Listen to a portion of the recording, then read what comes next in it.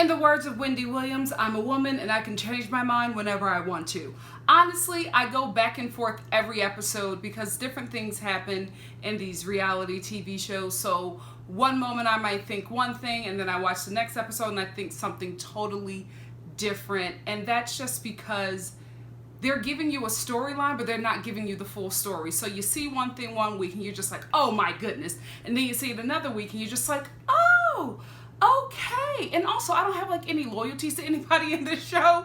So I can see wrong in everybody. I can see right in everybody. And that leads me to say, I'm going to have to side with Gizelle on this Charisse argument, or this Charisse and Monique argument with, I was about to call her horsey. Kendall.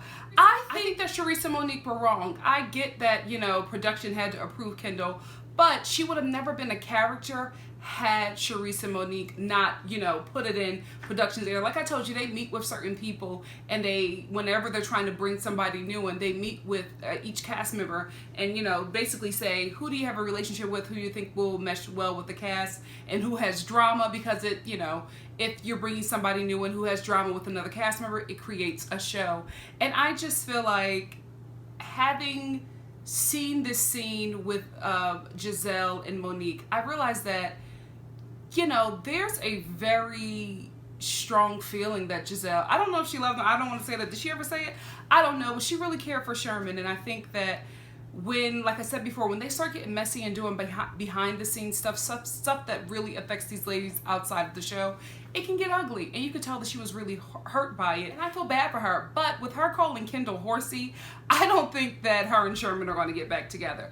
But I just realized that watching this opening scene that Gizelle was really hurt by that. And that let me know that she really had some deep feelings for Sherman. He wasn't storyline or whatever. It seemed a little storyline in the beginning with me when I was watching it, just the both of them. But it doesn't seem like that now because she was really heartbroken by it.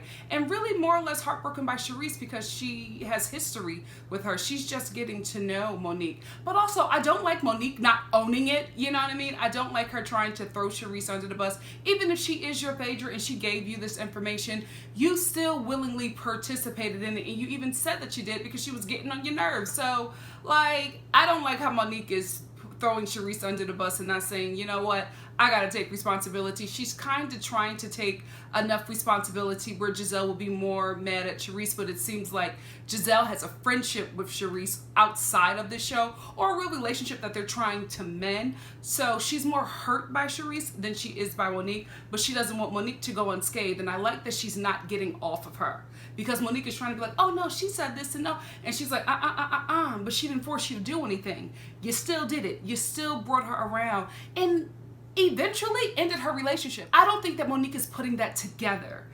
Kendall being on the show ended her relationship with Sherman. It was going to cause too much drama for him to be on the show with his new girlfriend and his ex-wife. He didn't sign up for that, and so he got out, and he rather ended with Gizelle than be on a messy TV show in a messy situation. And obviously she cared about that dude. So I don't think that that's registering with Monique. You broke up her relationship. A relationship that was real to her, and she thought it was going somewhere. So I gotta side with Gizelle on this one. I don't think that that was right. I really don't. Every day I wake up, I know I'm the baddest thing walking. Ha! Me too, sis. I love when she said that. She was just like, I ain't got no time. Gizelle was like, I ain't got no time to worry about no other chick because I know who I am. And I believe it. I believe that she's very secure in who she is. I think she's insecure in a way that she's not able to bag dudes like she used to. And that comes up sometimes, especially when she gets left. She's flabbergasted like, what? You're dumping me? But I do think that she knows who she is. Like, she knows her privileges. You know what I mean? But I can't hate on it. You know what I mean? Every day we all need to wake up and be like, I'm the baddest thing walking. God broke the mold when he made me. Tell it. So you guys know that I thought that the ladies asking questions about Karen's marriage was a bit intrusive. I didn't like it because she wasn't volunteering the information, and I get that they're all sharing and they want her to share. But if she's not going to share anything about her marriage, let off of her, because it just looks like they're piling up on her, and nobody likes to watch that. It's uncomfortable for everybody, all the viewers watching. It just looks like a pylon, and it's not interesting TV. It's uncomfortable to watch. In saying that, Karen, you got to stop making these smart comments, because It's very evident that she is hurt by the fact that the ladies were making comments about a marriage and trying to figure out what was going on and have her open up a bit more. Because even when they're at this winery, she's making all of these comments. Yeah, this is how I stayed married for 21 years, got to learn how to serve your man. Yeah, this is, I'm going to take this back home. And like all of this stuff concerning her marriage and trying to make the ladies believe that everything is okay. And I'm like, girl, if you want them to lay up off your marriage, stop giving them ammo. You told the same thing to Candace, and you're over here doing the same thing. So actually, of course, the messies of the group was going to react to her comments. Like, you can't have it both ways. Either you want them to stay out of your marriage or you want to talk about it with them, because you can't say, don't talk about my marriage, don't talk about these issues, and then keep on bringing it up in their presence as if they can't comment on it. They're all adults. Now I'm changing my mind on Charisse, because Monique is talking to Charisse, because Charisse poured her aside and was just like, you kind of threw me under the bus. Like, I wasn't expecting that. Yes, we talked about it, but this wasn't, I didn't create the situation, you did. And Monique is just like, well, I thought you felt that way, or it seemed like, but nowhere did even Monique admit that Charisse said, yes, bring Kendall around. Only thing that Charisse said was, it'll be interesting to see the both of them at the event, at her Hurricane Harvey event. It will be interesting. Did not mean, oh, bring her around because me and Gizelle still have beef. Like, Monique read into that, and I don't think she read into it. I think Monique knew exactly what she was doing. Her and Gizelle were not getting along. She was going to be mean and petty and bring Kendall around, and she didn't want to be thrown under the bus alone. She did not want to take this shot for bringing around Kendall, so she brought in Charisse, and I thought she did too. I thought that Charisse was her Phaedra. She probably still is. But in this instance, I don't think that Charisse wanted or asked Monique to bring Kendall around. I have to like pause before I say her name, because I'm always hearing Gizelle say horsey. I'm sorry, Kendall. That, I don't think you look like a horse, but she says it all the time. Messy. This show is messy. So I don't think that Charisse wanted that to happen. Monique wanted that to happen, but she does not want to be guilty on her own. She's that kind of person that is just like, have you ever played hide and go seek as a kid? Like, we've all played it, right? Have you ever played with one of your friends and you and one of your friends is hiding in a place and you can see each other and you're all like, oh my goodness, here the person comes. And your friend gets caught and then they look at you and be like, Nikki, they caught us. And you're like, they didn't find me. Why, what are you talking about? I think that's what Monique is doing. She doesn't want to go down alone, so she's going to throw in Charisse. And I think that's kind of why Charisse is starting to give her a side eye, because she's starting to see things in Monique that is not likable, to be real with you, because Monique lied. Monique lied even in the face of Charisse, even in her confessionals. She's still not saying that Charisse said that. She's saying that, oh, it seemed like it. Oh, it felt like it. Oh, I thought that. She never said it. So for you to put that out there that that's what she said and that's what she wanted was uncool. So how can you expect her to like still trust you and want to make a friendship with you when she's seeing all these things? She's seeing that you're an opportunist. I don't see it, but maybe that's something that Charisse is starting to see. But that's one of the issues that she has with her, and now you're throwing her under the bus for something that she did not do. Monique, it's not looking good for you, sis. So Candace has a problem apologizing, because she tries to apologize to the ladies because she went off on them earlier about them like laughing at her and not really understanding her. But I think that Candace is just so sensitive.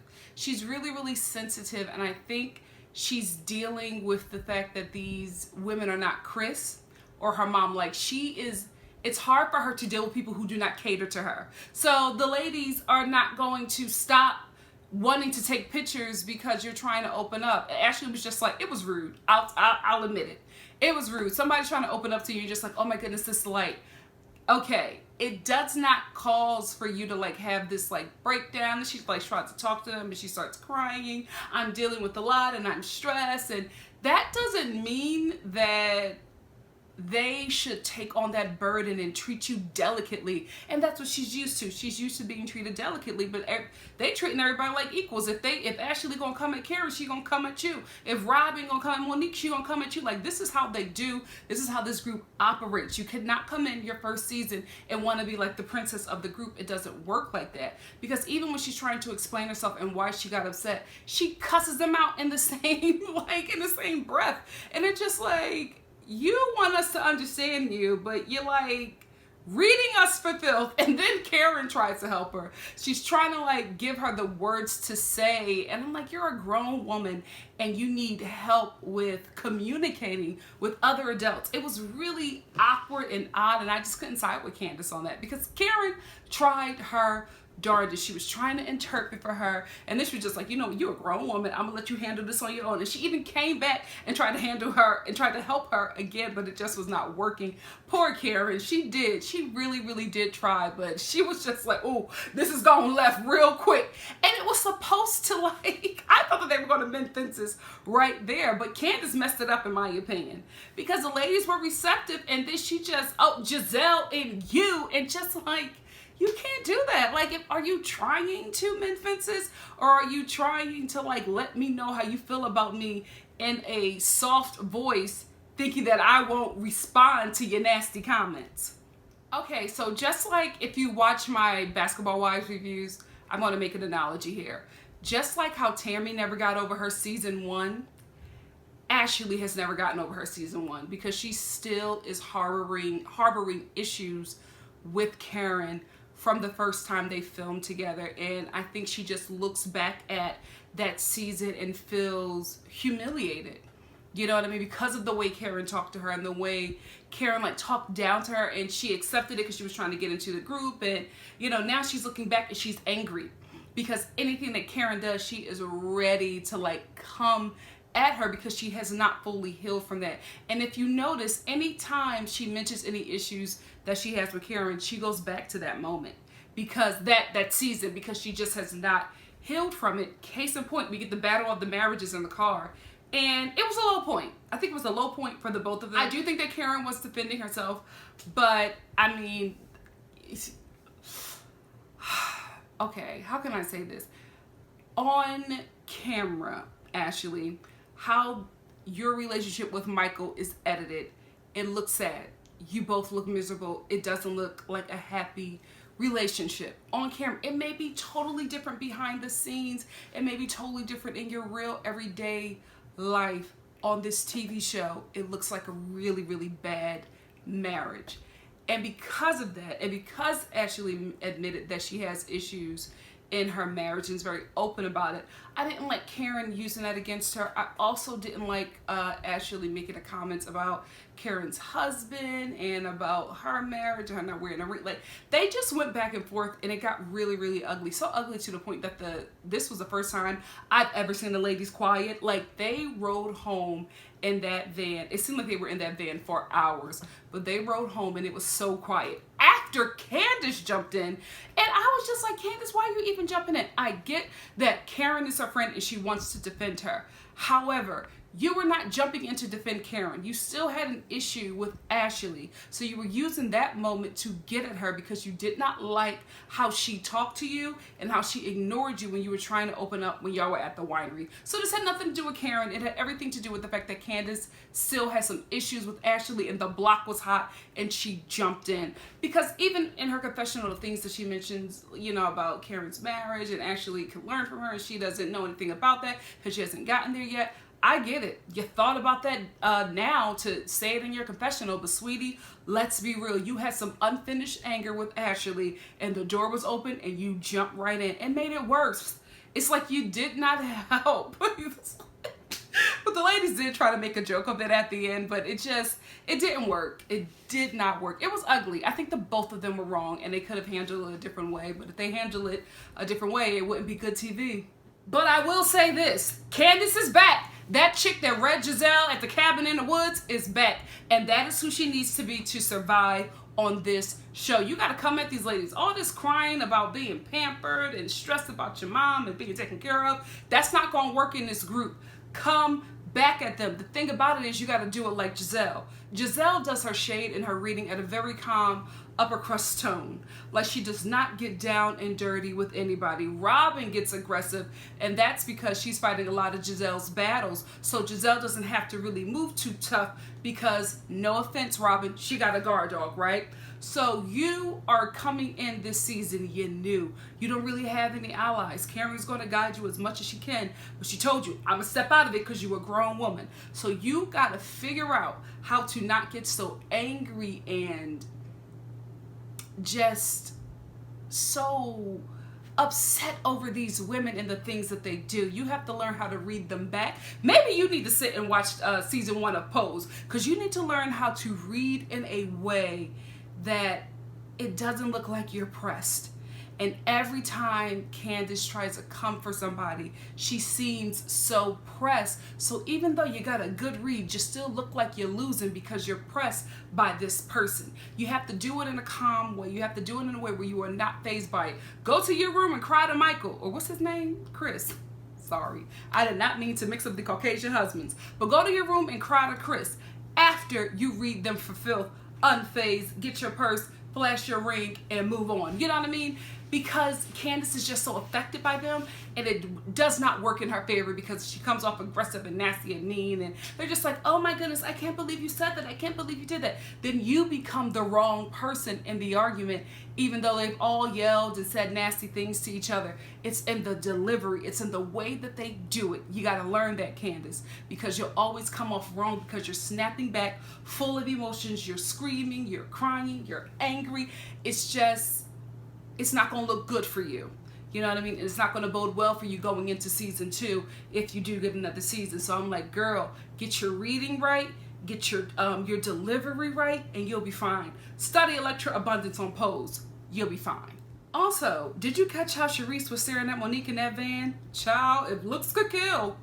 So then we get to the birthday party for Monique that Karen put together. And I thought it was really sweet. It was a really nice trip. It was a really good trip, and I really liked that moment, and I liked them having a good time. Let's talk about Gizelle and her daughter, Adore. I love that Gizelle is an open book. You know what I mean? I think when you come on this show, you got to open up your life so we can really get to, see the ins and outs of your life. It's a very voyeuristic show. That's what reality TV is, right? I understand that. I also understand that it's heavily produced, and I'm fine with that, which is why I feel fine with commenting on certain behaviors and things that they do in their lives, because I personally know that a lot of reality TV shows, specifically these housewife shows, are heavily produced, right? Totally okay with that. I do also realize that they allow certain real things in their lives to be filmed to just give us a closer look and draw us in as viewers and make them very, very relatable. I do not agree with Robin filming her daughter, with Gizelle filming her daughter, Adore. Here is why. You volunteered. You signed up for this show. She didn't. She really has no choice because she's your kid, and she doesn't have the wherewithal at her young age to say no to this, or I'm not comfortable with this, or doesn't really quite understand what's going on. Because I would have been fine with Gizelle just saying, oh, I got to take a call, my daughter's having an issue, and walk away. Allow the cameraman to put the camera on your phone, watch your daughter as she cries, and then when she said, I feel alone, I feel like I don't have anyone, I was just like, wait a minute, hold the phone, 911, take off this bedazzled dress and them heels and fly back to Potomac and be with your child. Because that to me was very alarming. For a child to assess her situation and say, I feel alone, I feel like I have no one. Listen, that is coded wording and behavior, and I'm just like, you gotta catch it. As somebody who was a kid like that, who was dealing with some things, I don't want to say it because I don't want to put it on that kid. But I'm saying it sounded very familiar to me. So, yeah, I wasn't cool with that. I was just like, thank you for letting us into your life. Don't ever bring us anymore. Don't ever bring us into Adore's struggles because she's dealing with something. That baby said, I don't have anyone. What? Go home. I'm not staying for this party. I have to go. FaceTime won't work. Put me on a plane right now. My child needs me. And these kids are not like my generation back in the day. You know what I mean? They are finding different ways to like harm themselves. Like stuff is happening, especially with the internet. That bothered me. That I didn't like them filming it, and I did not like the fact that her daughter basically told her, I need help. And she went on to this party. I'm not judging her as a parent. I haven't had a child. I don't know what that's like. I'm just saying I've been a door. That's scary. Go home. Like, that would have been what I would have done or what I would have wanted at that time. So I didn't like it. What did you guys think? Did that touch y'all like that? I was just like, your daughter, your child. This little girl just said, I don't have anyone. I'm all alone. I couldn't have stayed. I would have been like, oh, I gotta go. Oh, don't film that baby no more. Get her some help, because she's going through something very difficult. Get the baby some help and don't film her, please. So Candace tries to apologize to the ladies again for her behavior, and it goes way left again. And I realized that Candace doesn't know how to apologize. That's what it is. Because she apologizes for a get back, like, or to get something back. Like, she apologizes in a way where it's like, I'm sorry for what you said that hurt me, because when you said that about me, that made me feel that way when I lost somebody that I loved in my life. Like, she apologizes to get an apology back. You know what I mean? And I feel like the ladies could read that she was apologizing, but really telling them about themselves so that they can feel bad for harming her and apologize again. And they weren't having it. And I respect it. But I was just like, so stop apologizing. It's not something that you know how to do. Learn how to do that first and then come back and, mend fences with this group, because you don't know how to do it. So Gizelle finally confronts Charisse after Candace has like opened the door for like issues and everything. Gizelle is just like, well, I got beef with Charisse because I don't like what you did. Me and you have history. I don't really know Monique like that, but I know you like that, and I just didn't like that. And Monique told me it was because you were doing it for a get back from me, saying that you had a boyfriend when you were married or whatever. And Charisse was just like, no, that wasn't it. Like, I didn't even want that. I defended you. And listen, Charisse could be playing the game. Charisse could totally be orchestrating things behind the scenes and then on camera making sure she says something against it so that it won't come back to her, because maybe she watched how Phaedra got dragged and lost her check and was just like, let me do this a different way. Or she could have not been involved in that, did not want that to happen, felt bad for Gizelle, and still got her life when karma came back to bite her in the behind. That's okay. Like, you could be the type of person who could be hurt by somebody and move forward and still be like, you know what? I kind of got my life when karma came back and served you the same stuff that you was trying to serve up to me when I was going through hell. Like, that's fine. And I don't know which one it is yet, but I'm going to lean towards the fact that she didn't want that to happen, that she was against Kendall coming in, but she was minding her business. I don't think that she had anything to do with it, as Monique is saying. I'm feeling like Monique is more guilty at this point, and she just didn't want to go down alone, because even Karen's just like, she didn't like it. That's when, see, I don't know. Is Charisse playing the game? Because Charisse did say to Monique, you're being messy. And she didn't like that. And Monique did look at her shocked, like, what? I don't know. Charisse could be playing the game, or she can't. Or, I don't know. What do you guys think? Do you think that Charisse is playing the game? Or do you think that she is innocent of the situation and did feel bad for Gizelle?